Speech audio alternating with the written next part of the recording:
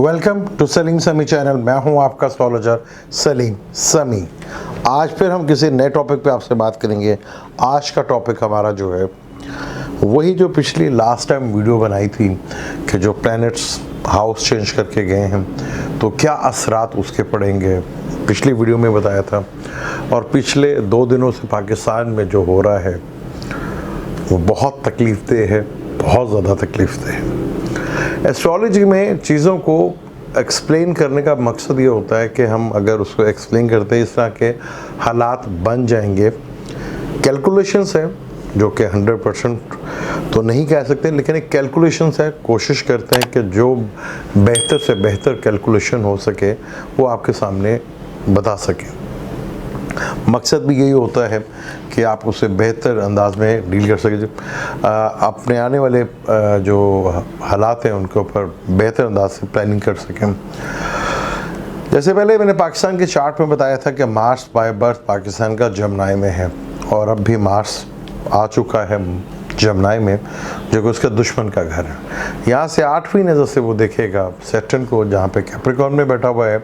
तो हालात आपने देखा, जब भी मैंने आपको कहा था कि मार्स सैटर्न के इस कंजक्शन से अफरा तफरी, टेंशन, डिप्रेशन, लड़ाई झगड़े और फसादात बढ़ते हैं, वो आपके सामने हैं। महल दुनिया में शायद ही कोई मुसलमान ऐसा हो जिसके लिए मेरे प्यारे नबी हज़रत मोहम्मद सल्लल्लाहु अलैहि वसल्लम के मोहब्बत दिल में ना हो। अब ये 2 दिन जो पाकिस्तान में हुआ, क्या मैसेज हमने दुनिया को दिया, इसके ऊपर क्या दुनिया में जो मैसेज गया। फ्रांस की अगर सूरत हाल देखें जहाँ से ये सिलसिला शुरू हुआ, बात एक सफ़ीर की थी, उसे निकालने की ये बहुत आराम से भी डील हो सकती थी।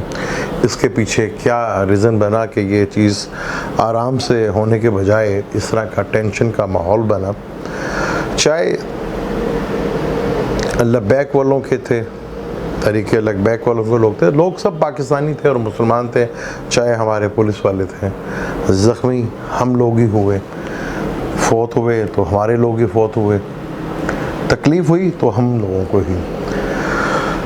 हमें सबसे पहले तो ये चीज़ समझनी पड़ेगी कि हम दुनिया के सिनेरियो को समझना पड़ेगा। अल्लाह की लाठी बड़ी बेआवाज़ है।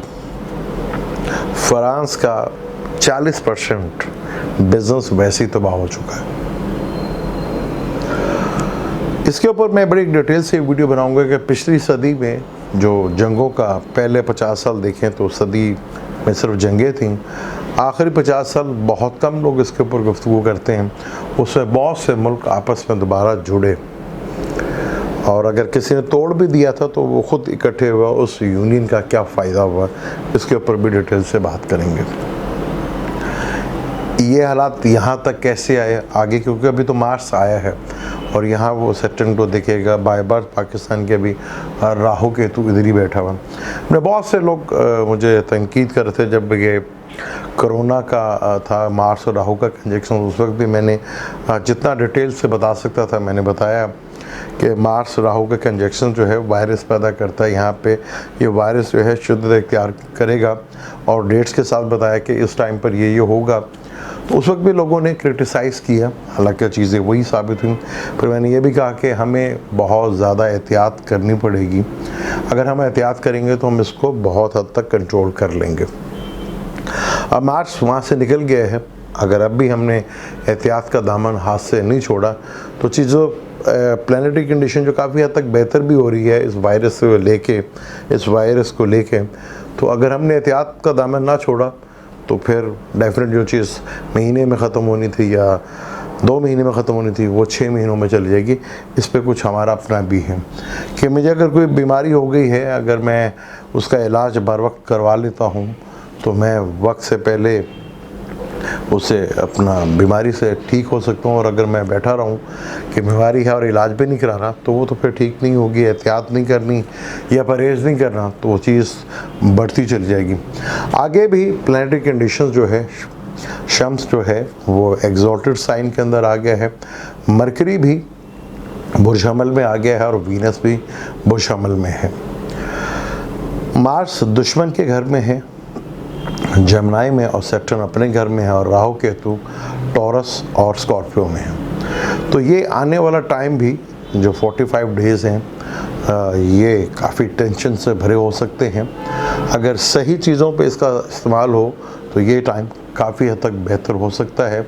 लेकिन क्योंकि 10वां घर जहाँ सैटर्न बैठा है वो कर्म का घर है और मार्स को वहाँ शर्फ होता है, 8वीं नज़र देख रहा है, यानी कि हमारे कर्मों के ऊपर भी नज़र पूरी होगी। अल्लाह की लाठी बड़ी बेआवाज़ है, वो जब चाहे जहाँ चाहे किसी को भी पकड़ सकती है। तो बतौर मुस्लिम और उम्मत के ताक़यामत तक मेरे प्यारे नबी हज़रत मोहम्मद सल्लल्लाहु अलैहि वसल्लम की उम्मत कायम रहेगी और उम्मत तभी कायम रहेगी जब हम में भी एका होगा। मुसलमानों के इस वक्त जो दुनिया में सूरत हाल है उसको बताने के लिए मैं बहुत दफ़ा बता चुका हूँ कि मुसलमानों की सूरत हाल क्या है। अब भी अगर मुसलमान ना संभले, छोटी सी रियासत इसराइल तादाद में मुसलमानों से ना होने के बराबर है, वो दुनिया के तादाद से कोई फ़र्क नहीं पड़ता, आपकी यूनिटी से फ़र्क पड़ता है। वो छोटे से हैं, थोड़े से हैं, दुनिया पे पूरा कंट्रोल है और हम अरबों के हिसाब से हैं और दुनिया के किसी एक बड़ी चीज़ में भी हमारा कोई फ़ैसला का रद्दोमल नहीं है। दुनिया किसी एक बड़े फ़ैसले में हम शामिल नहीं होते, यानी कि ये वैल्यू है हमारी। तो मार्स सैटर्न की कंडीशन जो बन रही है वो थोड़ा सा टेंस है। ये हालात जब भी बनते हैं, कोई इस तरह के हालात जब बनते हैं तो उसके पीछे बैकग्राउंड में भी कुछ चीज़ें चल रही होती हैं। यहाँ फ्रांस के सफ़ीर को बाहर निकालने की बातें हो रही थी, इसके पीछे बैकग्राउंड में क्या था और किस किस को बाहर निकालना था और किस किस को भेजना था, ये स्टोरी भी वक्त के साथ। ये 45 दिन बड़े नोट कीजिएगा, हर आने वाला इवेंट्स बड़ा इम्पोर्टेंट होगा कि इसके पीछे क्या क्या राज थे और क्या क्या चीज़ें हो रही थी, वो भी सामने आपके खुल के बाहर आएंगी। अब यह आपका काम है कि चीज़ों को बड़े गौर से देखिएगा। इन 45 डेज़ में जो जो इवेंट्स होंगे वो बहुत सी चीज़ें इस जो पिछले 2-3 दिन में पाकिस्तान में हुआ है उससे रिलेट होंगी। जो पस पर्दे हैं नज़र नहीं आ रही, लेकिन बैकग्राउंड में उनका पीछे एक वजूद है। अगर आप नोट करेंगे चीज़ें कि इन 45 डेज़ में क्या क्या तब्दीलियाँ हो रही हैं तो आपको नज़र आएगा कि क्या क्या चीज़ें होने जा रही हैं। अगर आप नोट करते हैं, गौर करते हैं, तो आपको रिलेट करने में इन इवेंट के साथ कुछ ज़्यादा मुश्किल नहीं होगी। यहाँ बहुत सी चीज़ें खुलकर सामने बाहर आएंगी। मैंने अपनी पिछली वीडियो में भी कहा था कि इस तरह के हालात हैं, मैं बहुत कम अपनी माजी की वीडियो का करता, लेकिन यहाँ पे मैं ज़रूर करूँगा। मैंने योगिनी दिशा से भी वीडियो बनाई थी कि उस वक्त भी कहा था कि 1986 में 83 से लेकर 86 तक ज़िया साहब का दौर था, तब भी मजहबी दहशतगर्दी काफ़ी ज़्यादा हुई थी और वही दिशा आज भी चल रही है। उस वीडियो में मैंने ये कहा था कि अब भी वही चीज़ रिपीट होगी दोबारा, वो आपके सामने है। अगर जब ये पहले भी हुआ था, ऐसे जब इसी तरह एहतजाज हुआ था तो 2 साल पहले भी मैंने एक वीडियो में कहा था कि आने वाले वक्त में जो मौलाना हजरात हैं या जो दीनी जमातें हैं उनके लिए मुश्किल टाइम होगा।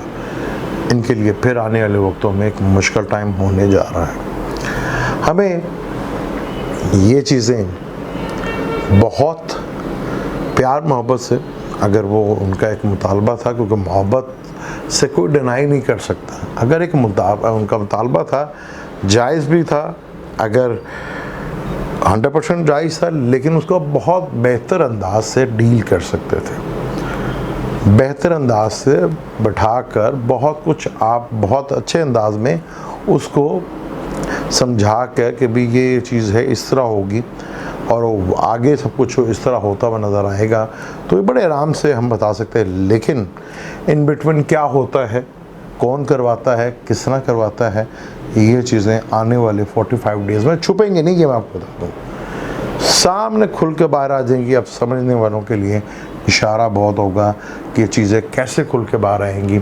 जो कुछ प्लान हुआ, इस तरह किसी को एकदम इतने बड़े लेवल के ऊपर चले जाना ये कोई आसान काम नहीं है, इसके पीछे कोई हाथ होते हैं। अभी देखना पड़ेगा इसके पीछे किसका हाथ था, और जो चीज़ें बड़े प्यार मोहब्बत से हो सकती थी वो भी महल मेरे प्यारे नबी हज़रत मोहम्मद सल्लल्लाहु अलैहि वसल्लम का मानने वाले थे, बैठ के चीज़ें बहुत बेहतरीन अंदाज से हैंडल हो सकती थी।